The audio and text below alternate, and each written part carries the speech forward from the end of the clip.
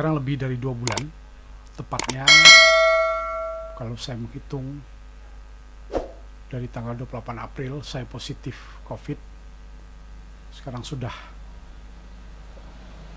tanggal 1 Juni 2001, artinya sudah 2 bulan.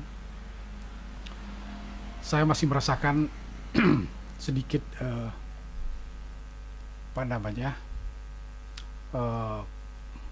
paru-parunya belum begitu pulih ya, karena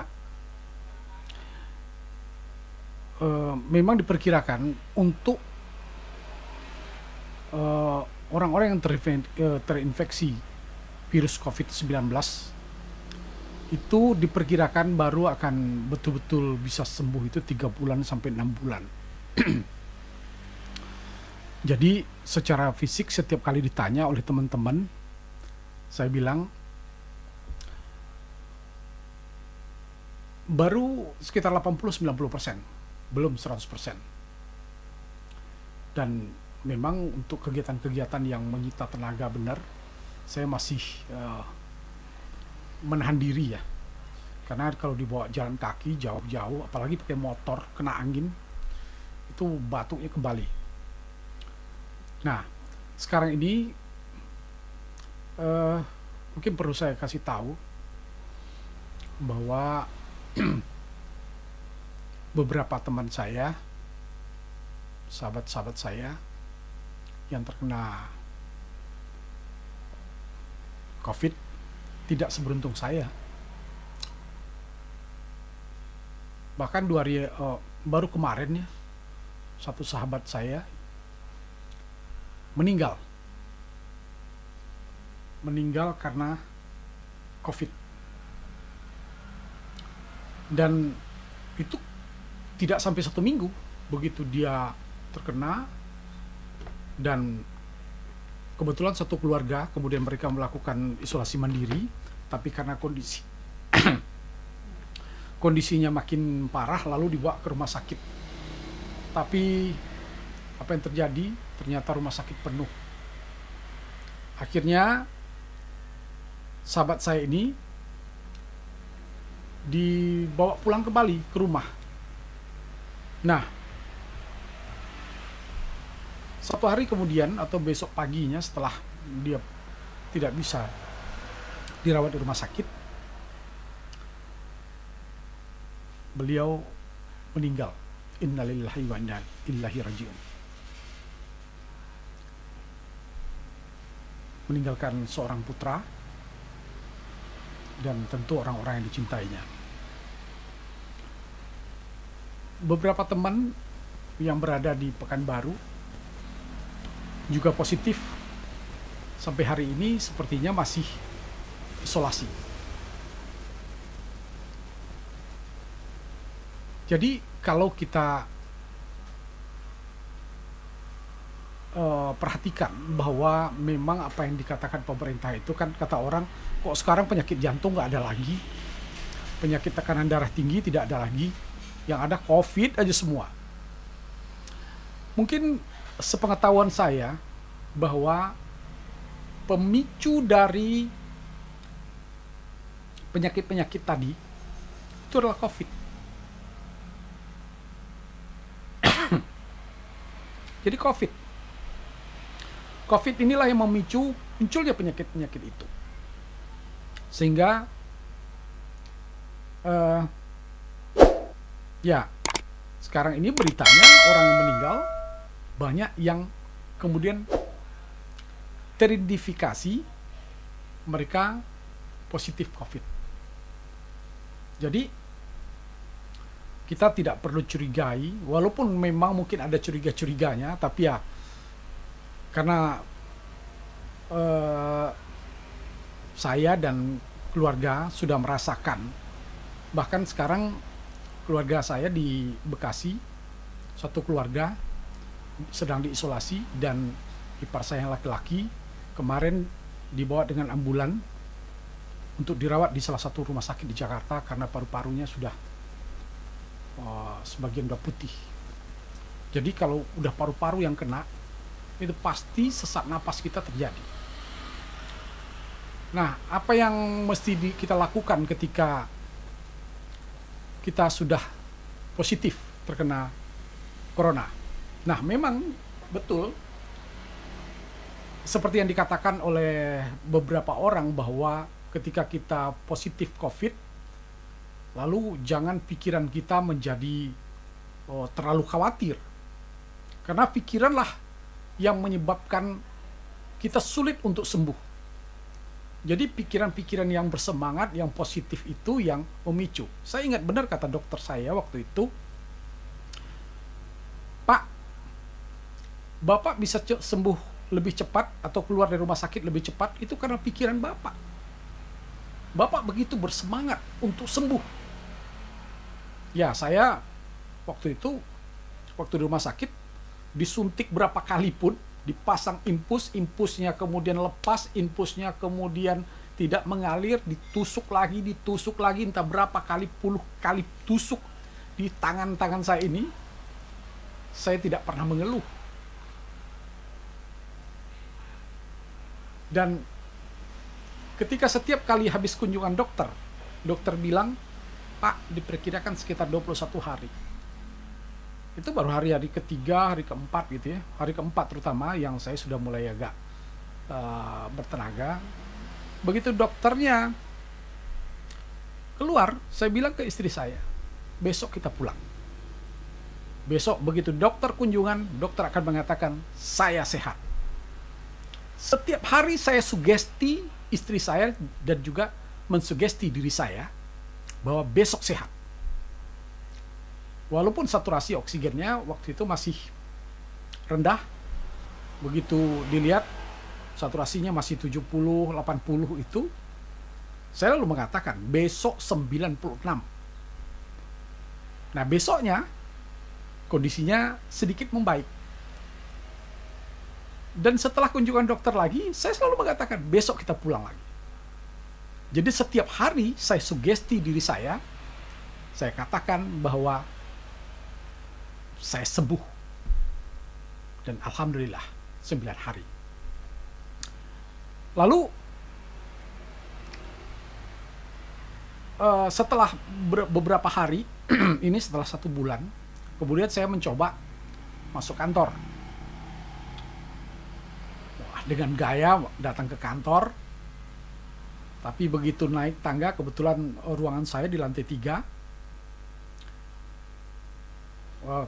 masih terasa karena naik tangga, jadi terpaksa tahap bertahap. Begitu saya sampai di lantai 2, saya istirahat dulu, kumpulkan tenaga, baru naik lagi. Tapi kemudian ternyata karena memang fisik saya belum begitu baik, batuk kembali terjadi dan pilek karena mungkin tingkat imunnya masih rendah. Jadi beristirahat lagi 1 minggu. Dan sekarang alhamdulillah saya sudah aktif kembali di kantor. Walaupun memang untuk tugas-tugas luar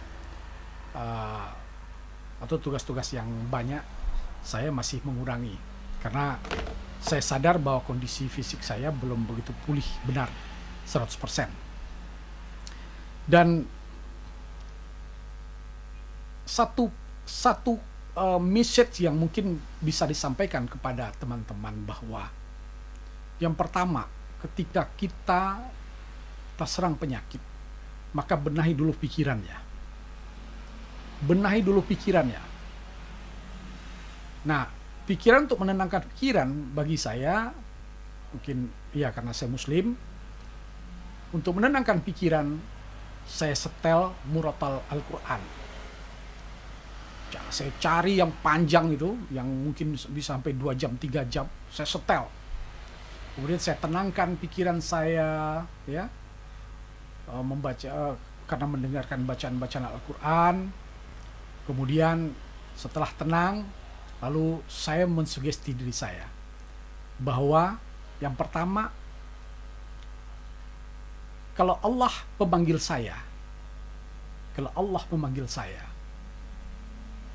insya Allah saya siap, karena tidak ada satupun umat manusia yang bisa menolak takdirnya akan kematian.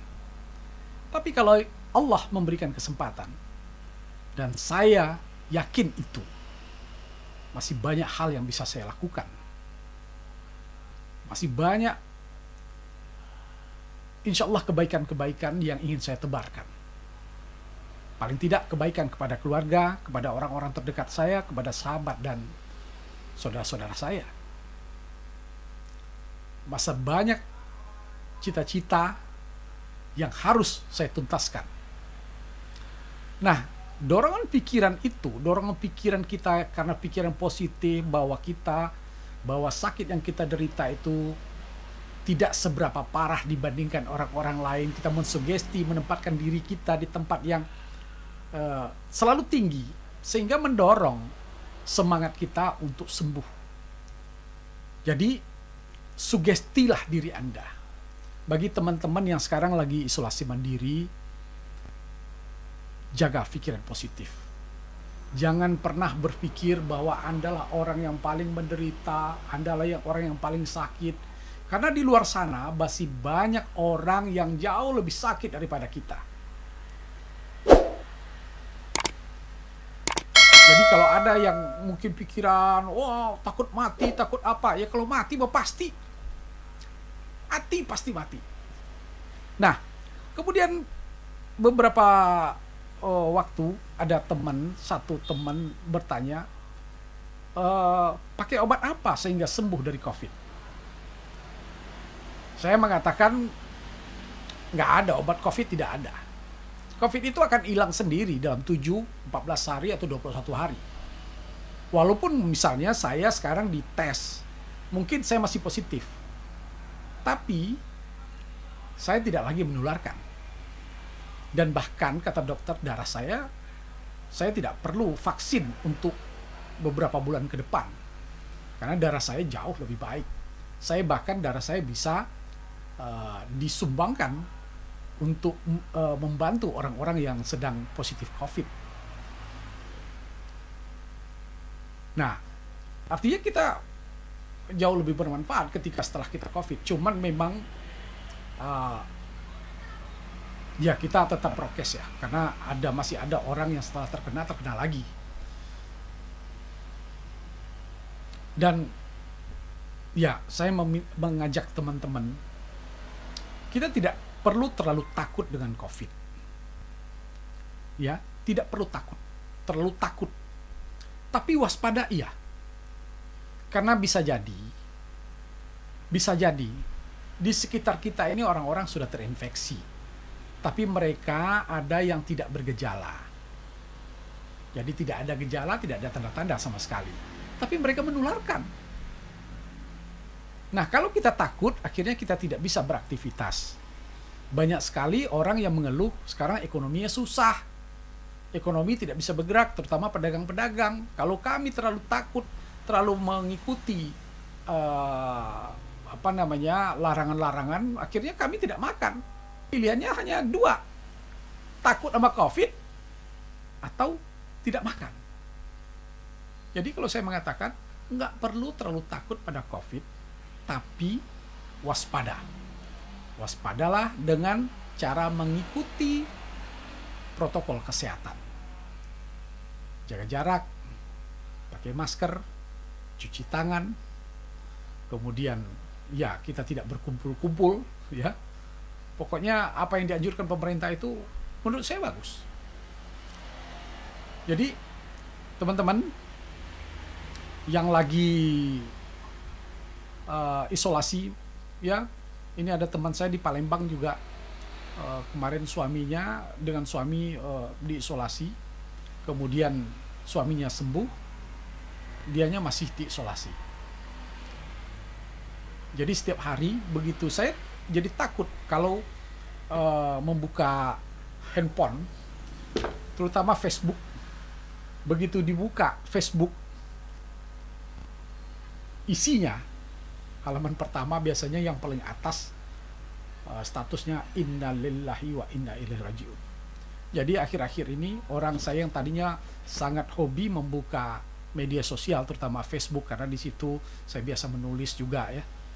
Sekarang saya menjadi khawatir. Kenapa? nanti yang saya baca adalah berita tentang sahabat-sahabat saya, teman-teman saya, atau saudara-saudara saya. Memang kejadian kemarin siang, begitu saya buka Facebook pertama kali, ada status dari sahabat saya di Riau, "Inna lillahi wa inna raji'un." Telah berpulang ke rahmatullah sahabat kita yang di Bandung. Aduh, sesak. Jadi rasanya COVID saya kembali seperti kambuh lagi gitu. Teringat, selain dari teringat dengan almarhumah karena banyak kenangan bersama beliau, juga teringat dengan apa yang saya derita. Nah, ini yang mungkin perlu kita jauhi. Jadi banyak teman-teman yang sekarang buka media sosial mencari tahu tentang COVID, boleh. Tapi ingat, jangan kemudian mempengaruhi pikiran kita. Karena pikiran kita lah yang kemudian sangat berpengaruh pada tingkat kesehatan.